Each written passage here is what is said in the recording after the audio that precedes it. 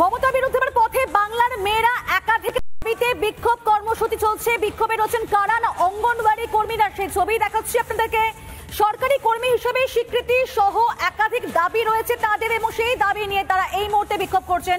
তারা ঠিক কি দাবি দাওয়া রাখছেন সামনে এবং কি জন্য ভাই আন্দোলন করছেন আমরা জানবো সন্তুর কাছ থেকে। সন্তু, কি বলছেন তারা?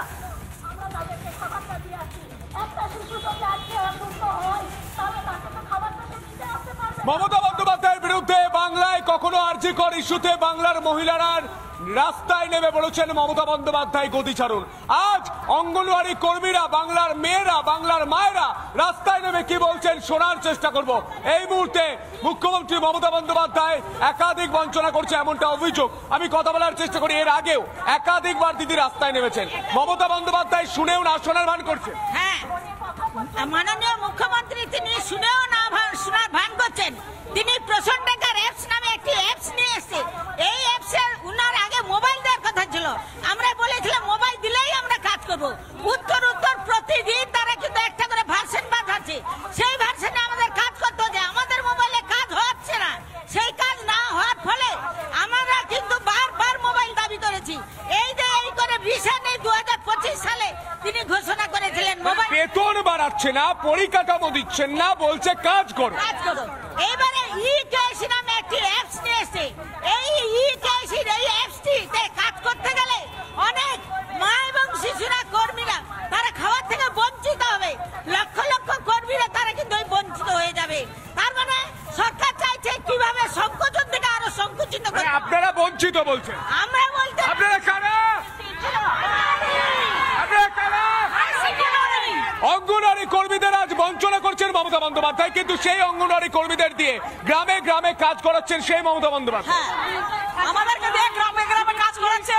আমাদের অনারিয়াম দিচ্ছে না, আমাদের বসার জায়গা দিচ্ছে না, আমাদের রান্নার জায়গা দিচ্ছে না, আমাদের জিনিসপত্র দিচ্ছে না, আমাদের ন্যায্য বেতনটুকু দিচ্ছে না। ডিমের দাম বাজারে বেড়ে যাচ্ছে, আমাদের সে দাম দিচ্ছে না। আমাদের জ্বালানির পয়সাটুকু দিচ্ছে না, সবজির পয়সা দিচ্ছে না। আমাদের আমাদের বলছে কার্যত আপনারা বাড়ির টাকা দিয়ে সরকারটা চালাচ্ছে। হ্যাঁ, বলছে মায়েদের নিয়ে মাদাস মিটিং করতে হবে, তাদের খাওয়াতে হবে। আমাদেরকে সম্মানিতের নাম করে বঞ্চনা স্বীকার করানো হচ্ছে।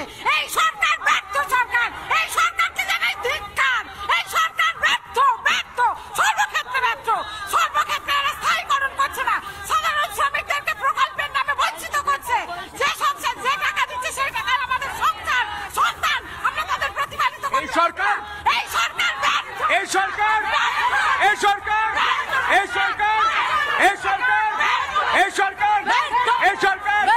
ব্যর্থ বলছেন। এই সরকার ব্যর্থ বলছেন মমতা বন্দ্যোপাধ্যায়। শুনতে পাচ্ছেন? সরকার ব্যর্থ। এবার শুনুন এনাদের কথা। আমি শোনার চেষ্টা করবো। সিভিক ভলেন্টিয়ার দিয়ে পুলিশ চালাচ্ছে, আপনাদের দিয়ে সরকার চালাচ্ছে। তাহলে মমতা বন্দ্যোপাধ্যায় কি করছে? মমতা বন্দ্যোপাধ্যায় আমাদের দিনের সরকার আমাদেরকে বলছে এত কিছু করতে, কিছু বলতেছে না। আমাদেরকে সিভিক পুলিশের বাহিনী বাড়াচ্ছে, আশা কর্মীর বাহিনী বাড়াচ্ছে। আমাদের অঙ্গনারীর দিকে উনি একদম তাকায় না। একটা রসের মতো আমাদেরকে পিছিয়ে নিচ্ছে, আমাদের রসটুকু শুষে নিচ্ছে। আমরা যেখানে সাতক্ষণ পরিশ্রম দিয়ে যাচ্ছি, আমাদের শিশুকে আমরা পুষ্টি দিতে পারছি না, শিশুর পড়াশোনা দেখতে পাচ্ছি না। অথচ 65 বছরে যখন আমরা রিটায়ার করবো তখন আমরা কিচ্ছু পাবো না। সেই শিশুটা আমাদের দেখবে। আমাদের বৃদ্ধাশ্রম স্থায়ী হবে না তো কোথায় হবে আমাদের ঠাঁই? এই প্রশ্নের উত্তর চাই আমরা আজকে অবিলম্বে। এই সরকার 9,000 টাকার বিনিময়ে একটি কর্মীকে তিনটে সেন্টার চালাতে হচ্ছে। না আছে তাদের সহায়িকা, না আছে তাদের কর্মী। একটি কর্মীকে 3টে সেন্টার চালাতে হচ্ছে। তার মানে সংকোচন থেকে সংকুচিত হচ্ছে। কোন রকম সহায়িকা এবং কর্মী রিক্রুটমেন্ট করছে না। কিন্তু মমতা বন্দ্যোপাধ্যায় বলেন তো আমি মানবিক, কিন্তু সেই মানবিকতা দেখতে পাচ্ছেন? কোনো মতেই আমরা দেখছি না। যারা শুনছেন এই মুহূর্তে মমতা বন্দ্যোপাধ্যায় সহ গোটা বাংলার মানুষ যারা শুনতে পাচ্ছেন আমার কথা শুনুন। মমতা বন্দ্যোপাধ্যায় ব্যর্থ বলছেন এনারা। এই রাজ্য সরকার মানবিক ভাবে এনাদের দেখছেন না, এনাদের টাকা দিচ্ছেন না, এনাদের স্মার্টফোন দিচ্ছেন না, এনাদের রিচার্জ, সেই রিচার্জের টাকা পর্যন্ত কমিয়ে দেওয়া হচ্ছে। এই কথা শুনতে পাচ্ছেন? আমি আরো মানুষের সঙ্গে কথা বলার চেষ্টা করবো। বাংলার দিদিরা যারা এসেছেন এই মুহূর্তে, বাংলার দিদিরা আজ রাস্তায়, বাংলার দিদিরা কি বলছেন আমি শোনার চেষ্টা করবো। দিদি কি বলবেন? মমতা বন্দ্যোপাধ্যায় বলেন তো আমি দিদি, আমি বাংলার সুরক্ষার দায়িত্বে রাখছি। আসলে আমি দেখতে পাচ্ছি বাংলার দিদি আপনারা কারণ গ্রামে গ্রামে পাড়ায় পাড়ায় আপনারাই সুরক্ষাটা দেন। এটা মানুষ গড়ছি, মানুষ গড়ার কাজটা আমরাই করছি, কিন্তু আমরাই বঞ্চিত হচ্ছি, বারবার আমরাই বঞ্চিত হচ্ছি। আমাদের তৈরি করছি, অথচ আমাদের কোনো মূল্যই নেই, কোনো মূল্যই নেই। কারণ ছোট থেকে একটা শিশুকে তৈরি করার দায়িত্ব তো আমাদের। একটা শিশুকে আমরাই তৈরি করছি, স্কুলে তো পড়ে, সেন্টারে যাও কাজ করো, এইটুকু আমার পয়সা টাকা হ্যাঁ এটা তো টাকা নেই। আজকালকার যে বাজার, এই পয়সায় কি হয়? ৬,০০০ টাকা হচ্ছে না, 2-3 মাস ধরে আমাদের বিল হচ্ছে না। এই মুহূর্তে আমি আরো দিদিদের সঙ্গে কথা বলার চেষ্টা করব। বাংলার দিদিরা, বাংলার মেয়েরা আজ রাস্তায় নেমেছেন, আমি একটু কথা বলার চেষ্টা করি। এই মুহূর্তে স্লোগানিং চলছে, আমি কথা বলার চেষ্টা করি। আপনারা তো এর আগেও একাধিকবার রাস্তায় নেমেছেন, মমতা বন্দ্যোপাধ্যায় আপনাদের কথা শুনতে পাচ্ছে? আমাদের কোনো ব্যক্তি হচ্ছে না, কোনো সদ্গতি হচ্ছে না, আমাদের কোনো কথাই শুনছে না। এই মুহূর্তে স্লোগানিং চলছে, আমি ছবিটা দেখানোর চেষ্টা করি। এই মুহূর্তে সুবোধ মল্লিক স্কোয়ার, অঙ্গনওয়াড়ি কর্মীরা তারা গোটা সুবোধ মল্লিক স্কোয়ার এই মুহূর্তে কার্যত অবরুদ্ধ। মমতা বন্দ্যোপাধ্যায়, রাজ্যের মুখ্যমন্ত্রী মমতা বন্দ্যোপাধ্যায়, তিনি নিশ্চয় এনাদের কথা শুনবেন, কারণ এনারা একাধিকবার রাস্তায় নেমেছেন। এনারা বলেছেন যে এনাদের ন্যূনতম পারিশ্রমিক যেটা দেওয়া হয়, সেই পারিশ্রমিকে বছরের পর বছর চলছে না। এই মুহূর্তে আমি আবারও কথা বলার চেষ্টা করবো। দিদি কি বলবেন? আপনারা তো বাংলার দিদিরা আজ রাস্তায় নেমেছেন, মমতা বন্দ্যোপাধ্যায় বলেন উনি বাংলার দিদি, কিন্তু আমি দেখতে পাচ্ছি এনারা গ্রামে গ্রামে মানুষ গড়ার কারিগর, এনারাই তো বাংলার দিদি। আমাদের এই রাজ্যে 8 লক্ষ মহিলা শ্রমিক যারা এই ধরনের স্কিমে কাজ করছে, অত্যন্ত ন্যূনতম পারিশ্রমিক দিয়ে কাজ করানো হচ্ছে, অথচ এমএলএ এমপিদের ভাতা বাড়ছে, কিন্তু এদের প্রয়োজনে যেটুকু মিনিমাম যে এদের বেঁচে থাকার জন্য যেটা দেওয়া দরকার, সেই ব্যাপারে অত্যন্ত উদাসীন। উপরন্তু প্রচুর কাজ চাপছে, এই কাজে এরা দিশেহারা।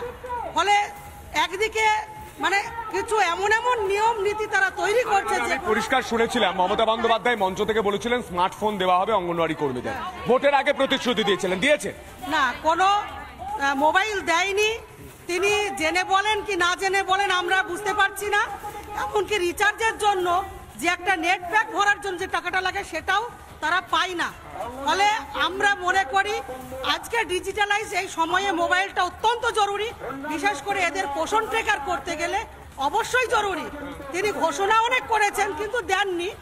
আশা অঙ্গনওয়াড়ি প্রতিশ্রুতি দিয়েছেন কিন্তু প্রতারণা করেছেন, দেননি, এখনো প্রতারণাই বলা চলে, এবং আমরা দাবি করছি দিতে হবে, অবশ্যই দিতে হবে। আমি একটা ছোট্ট জিনিস জানার চেষ্টা করি, প্রথম 200 টাকা দেওয়া হলো, তারপর সেটা কমিয়ে 166 করা হয়েছে, কমাচ্ছেই তো, আমরা এটাই বলি। এই টাকাটা যাচ্ছে কোথায়? কাটমানিতে? কি মনে হয়? কাটমানিতেই যাচ্ছে। 200 টাকা থেকে কমে 166 কি করে হলো? বাকি টাকাটা কার পকেটে? কাটমানির সরকার চলছে রাজ্যে, এ রাজ্যে কাটমানির সরকার চলছে।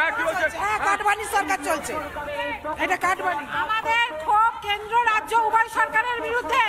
আমাদেরকে সাম্মানিকের নামে বঞ্চনা করা হচ্ছে, কেন্দ্র রাজ্য উভয় সরকারই আমাদের বঞ্চনা করছে। আমরা চাই আমাদের কর্মী সহায়িকাদের স্থায়ীকরণ করা হোক, আমাদেরকে ন্যূনতম শ্রমিকের মজুরি দেওয়া হোক, যে মজুরির ভিত্তিতে আমরা সম্মান নিয়ে সমাজে বাঁচতে পারি, আমাদের সন্তানদের আমরা মানুষ করতে পারি। এই দাবি আমাদের উভয় সরকারের কাছে। তাই আমরা আজকে রাজ্যের এই রাজ্য সরকারের বিরুদ্ধে রাজ্যে আন্দোলনে নেমেছি। ভবিষ্যতে আমরা কেন্দ্র সরকারের বিরুদ্ধেও আন্দোলনে সামিল হব, এবং আমাদের দাবি যতক্ষণ না পূরণ হবে আমরা এই আন্দোলন থেকে আরো বৃহত্তর আন্দোলনে যাবে। রাজ্যের মহিলারা এই মুহূর্তে রাস্তায় নেমেছে। আমাদের কেন্দ্রে 200 কেজি চাল দেওয়া হয়, প্রত্যেকটা বস্তায় 3 কেজি 4 কেজি কম থাকে। মানে আপনাদের অঙ্গনওয়াড়ি কেন্দ্রে যে চাল যায় সেটাতেও কম থাকে বলছে? 4 কেজি 5 কেজি চাল কম থাকে। মানে এই চাল খাচ্ছে কে? কাটমানি? রাঘব বোয়াল কাটমানিতে খেয়ে যাচ্ছে এই চাল। শুনেন, আমরা যদি বলি যে আমাদের চাল ডাল মাঠে ফেলাই দিয়ে যাব, 30 কেজি চাল ডালের প্যাকেটে 24 কেজি 25 কেজি ডাল, আর আমাদের জ্বালানি বিল দিচ্ছে না, তাহলে এগুলো খাচ্ছে কে? আমি জানতে চাইছি, চাল কম খাচ্ছে, আপনাদের 200 টাকার বদলে 166 টাকা দেওয়া হচ্ছে, এগুলো কারা খাচ্ছে? আমাদের 1 গ্রাম চালের হিসাব সরকার, সেই তদন্ত একেবারেই সন্তু, ওনাদের কথা তো অবশ্যই শুনবো এবং পরিষ্কার বোঝা যাচ্ছে যে একাধিক ক্ষোভ রয়েছে তাদের মনের মধ্যে এবং সরকার কোনোভাবেই তাদের দিকে দেখছে না। অবশ্যই খবর থেকে নজর রাখবো, তুমি থাকো আমাদের সঙ্গে। তবে